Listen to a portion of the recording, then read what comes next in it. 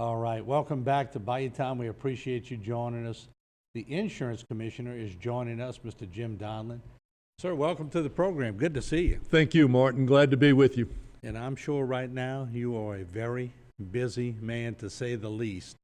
Just in a nutshell, what's your life like right now?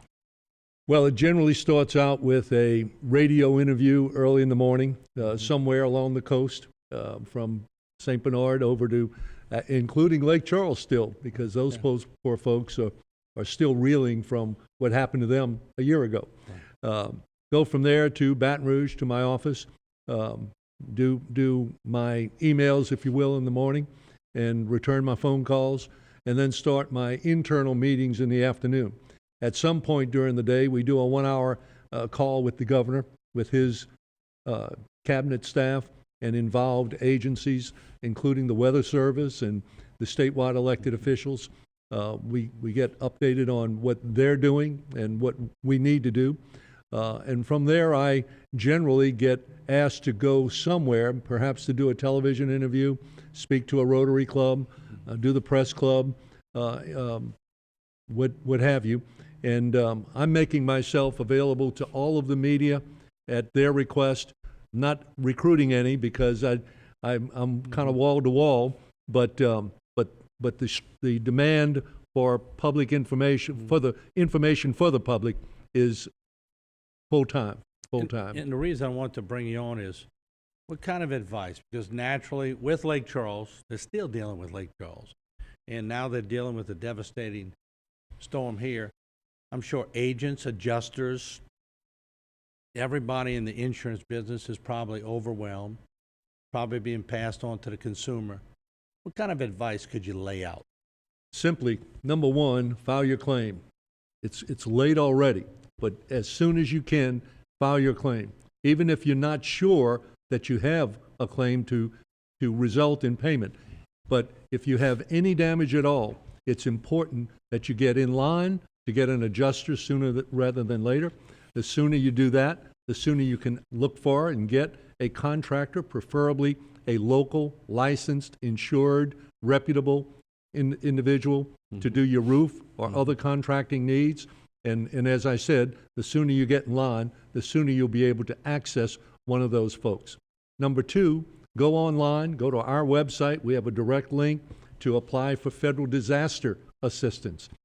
No one can tell you whether you're going to receive anything from it or not, but you can't receive anything if you don't ask for it. But they don't nullify each other, the FEMA? Absolutely okay, not. Good. In fact, great question. One of the most often asked questions is, will FEMA compensate me, which they generally compensate for uninsured losses above your coverage limits? Will they compensate me for my named storm or hurricane deductible? Generally, the answer is no.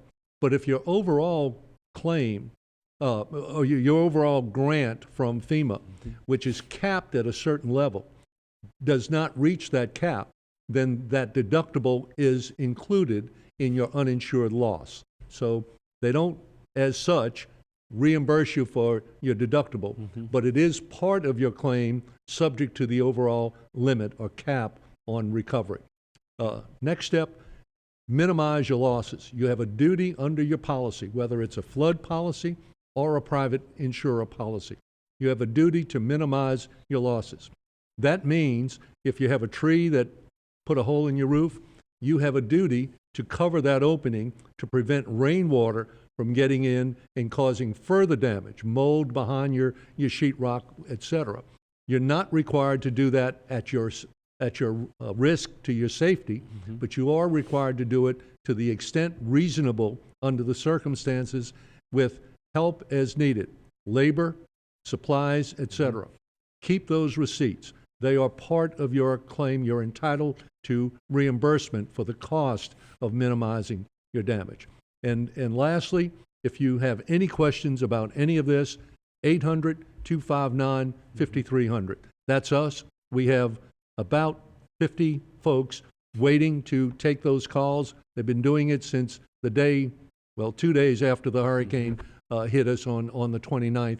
And we're anxious and happy to hear from folks struggling in our state who have insurance questions, this is a very complicated, very expensive, but vital part of all of our lives, both at home and in the workplace. With about 90 seconds left on this segment, we'll come right back with you, but there's a big rumor going around that it's a Cat 5. When it's a Cat 5, and it's going to be named one, I think, that your deductible is taken care of. False, right? Not true. Right. No difference between a 4 and a 5 relative to coverage and deductible. But I agree with you. I think it will ultimately be labeled a Cat 5, just seeing the devastation.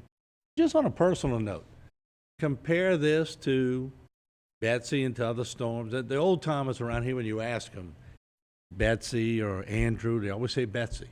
Now, they're saying Ida. What's your opinion? Well, for me, it was Katrina until now, 16 years ago. And the first thing that separates the two is the loss of life. Katrina saw 1,700 folks lose their lives, primarily as a result of the failure of the levee system. Right. When they chose not to evacuate and found themselves in an attic in 95-degree heat, 95% humidity, for 2, 3, 4 days afterwards. 85, 90-year-old folks couldn't sustain that because they had 6 feet of water under their house, and they had to wait to be plucked off the roof by a boat or a helicopter. So that's the first distinguishing characteristic. The devastation is comparable, I would say, to Katrina. The difference being this is primarily a wind event. Has flood the closer you get to the coast. But our levees held. Your levees held? Yeah. And New Orleans' levees held this time. St. John the Baptist was a victim of that because that levee system pushed that water up the coast a bit of Lake Pontchartrain to St. John Parish. So loss of life, Katrina, devastation from a hurricane itself, from the wind itself. This is sobering to see and probably greater than the Katrina loss. From an insured loss point of view, I expect this to set the record. The current record, all time in insurance history worldwide, bigger than 9/11, bigger than the earthquake and tsunami in Japan, is what we collected for insured losses, not counting flood, for Katrina, $23.3 billion in insured losses. I do believe Ida will top that amount. Incredible. What happens to someone who sees damage, their insurer says, I can't make it till 30 days. But they gotta mitigate, like you say, and they start doing the work. Then the insurer comes in and says, well, we didn't give you okay to do that. You ever cross that bridge? Oh, sure. Absolutely. Happens all the time, and it's an innocent mistake on the part of the policyholder. They're not aware of that requirement to document that damage or have it inspected before you tear it out and replace it. Now, it can be a source of fraud, but 99% of the time, it's an innocent mistake on the policyholder's behalf. So, 2 things. Number 1, take pictures. And number 2, get your contractor, roofer, whoever you hire to do that work for you, to document it, inspect, make notes, or take pictures themselves. So easy to do with cell phones these days. And number 3, if that issue presents itself, call us, 800-259-5300. We'll field that complaint, make outreach to the company, and get their explanation as to what happened and try to work that out between the company and their policyholder. When does an insurer, could be a company, could be a personal home, when do they go out and get another adjuster or an attorney to represent them because maybe they don't trust the insurance company? It's a daunting experience to go through. Most folks don't have a clue on what the contractor's role will be, how much, what is needed, what is not needed, what their coverages are, what their deductible is. And even when the adjuster comes out in good faith and with the best of intentions and tells them you're entitled to this and not entitled to that, they don't know if that's true. They don't know where to go to confirm that. And so they sometimes call their agent. That's a good step. Sometimes call us. That's okay also. But in the final analysis, if they really are not satisfied and comfortable with what they're being paid, Public adjuster is one step, and an attorney is always a right to access your day in court if you're not sure or if you believe you're being shortchanged by your insurer. How long before someone should expect that they're going to get a check from the insurance company? It varies, but they have to. There are statutory limits on when the first contact is made. Typically, in a non-catastrophe event, that's 30 days. The law allows me, and I do it every time there's a hurricane event, to extend that to 60 days. We have had 5,000 adjusters come to our state to get registration or to get licensed as a resident adjuster since Ida hit a month ago. 5,000 That's a new. good point. They got to It's an register army. in Louisiana. Absolutely. Okay. Absolutely. Yeah. We're one of the half of the states that licenses adjusters and license adjusters. Right. And so if they don't have to get a license if they're licensed elsewhere, but they do have to register with us before they can start doing adjusting work in our state. So one of the things that the public should know is that adjuster has a ID. So if you're suspect of potential fraud, ask him to show you his ID. If he can't, ask him to leave, because he should have it on him under the law at all times. So those things, public adjusters and attorneys have a role in this process and provide finality to the process if a policyholder is unsure of their rights or if they are convinced that they're being treated unfairly. How do you manage all of those complaints and all that comes in? I'm sure that's quite cumbersome on you and your staff, but it's why we elected you, but I'm sure you have a Absolutely. big staff, isn't it? I have 225 employees, and we are paid, we are self-generated in that we have no tax dollars in our budget. In fact, we turn over excess funds to the state every year. Those 225 employees are full-time, they're dedicated, they're experienced. We put in place for events like this the experts, the people on our staff with expertise, some of which go back 30 years. For Katrina, there were 1 million claims filed, not including $16 billion of payments for flood insurance claims. That 1 million claims resulted, I mentioned earlier, in payment of $23.3 billion. That includes, by the way, that 1 million claims includes Rita 3 weeks later, that cost another $3.3 billion. Before Katrina, our record insured loss event was $500 million from a hailstorm in New Orleans on a Sunday night. Unbelievable. Last year, Laura, Delta, and Zeta, 315,000 claims, resulting in $10.1 billion of payments to Louisiana policyholders.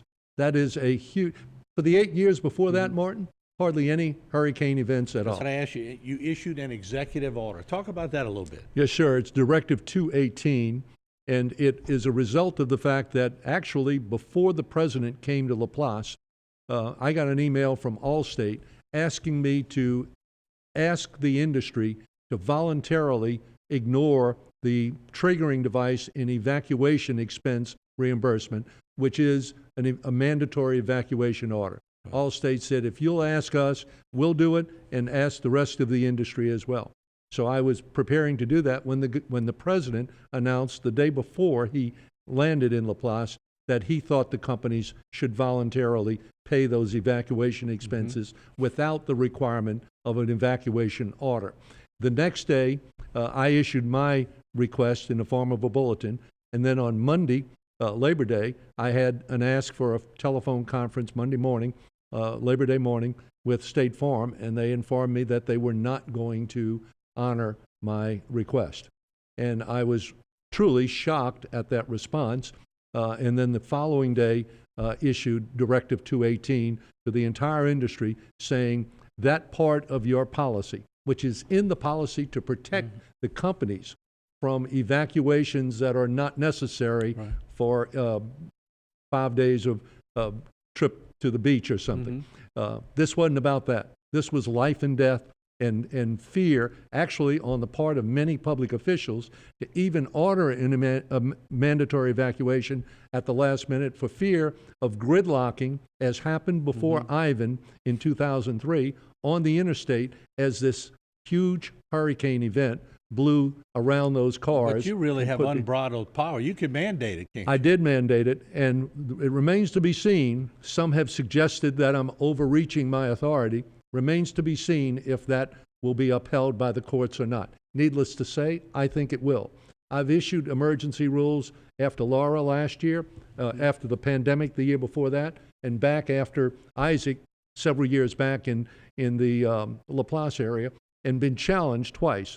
The last time by United Healthcare over my pandemic emergency rules, and prevailed both times. So this is the right thing to do, and many companies, Allstate, USAA, Pure, and others, are honoring my directive, actually doing it in many cases on their own part without being ordered. We will see if we are challenged and how we come out in that effort. Yes, that's. I also issued an emergency rule, as I've done after many hurricane events over the years, several, not many, but several, that puts in place a freeze on cancellations and non-renewals for 30 days to give people some breathing room before they have to get coverage, in particular in cases where that company is not writing any longer I'm in glad those to hear that. devastated And thanks areas. for doing that. That's super Thank you. important. Let me ask you this. Wind, flood. People are hearing this left and right now. And it's going to be a bigger issue this time than it was in Katrina. Right. It was a huge issue in the Mississippi Gulf Coast because they had nothing but slabs left after the Katrina waters washed ashore. Wasn't as big an issue in Louisiana because we had levees that failed. So the water rose after the wind blew, and we had a watermark as the water went down. We didn't have just a slab left. We had a building that was flooded, and but it had a watermark. This is going to be an issue in this instance because in many cases the storm surge caused a great deal of the damage before the wind or with the wind. So that is an issue. Floodwaters are not covered by your property insurance policy since Betsy back in the 60s. The federal government, after companies started excluding flood, created the National Flood Insurance Program. So for rising water or storm surge, you have to have a flood policy. For wind-driven rain, water, that's covered by your property insurance policy. So that mix is going to be fact-specific and needed to be negotiated out with your insurer, and hopefully not necessary to go to litigation. Let me ask you about mortgages, Yes, because sir. that's becoming problematic and people don't quite understand it. With about 2 minutes left, Got can we it. get that in? Yes, sir. It's part of the policy that when you have a loss on property that has a mortgage on it, the check for your loss is made payable to you and your lender, your bank or mortgage company. And it does necessitate getting them to endorse it in order to cash it. And that oftentimes becomes problematic. And we work with policyholders when that is impeding their ability to recover. And the Commissioner of Financial Institutions, who assist us in reaching out many times to out-of-state lenders that are needed to get the check processed. We don't regulate those lenders, those banks. The Office of Financial Institution does, and we work with them to help folks with that issue when it comes up. Real quick. Yes, sir. If somebody gets a check, any of the insurance companies said, here's what we're going to give you. If they take that check, can they not protest it further, or can they still do it? Great question. So glad we got it. Take the check, deposit the check, don't worry about it. You have a right to a supplemental claim if you find undiscovered or heretofore unknown or damage that wasn't paid for, wasn't compensated for, or the cost of repairing it, as happened after Laura. Timber went through the roof, and the cost, Because of COVID, too. Yeah. exactly, the cost went with it. And so you are entitled to that check, cash it, and take advantage of it, and then file a supplemental claim or 2 or 3 if necessary to get your full compensation. Mr. Donelon, thank you very much. We appreciate your transparency and your knowledge. Thanks for coming to home. I very much appreciate the opportunity to be here with your viewers, and God bless Terrebonne Parish and the surrounding area. All right, Jim Donelon, Insurance Commissioner. We'll be back.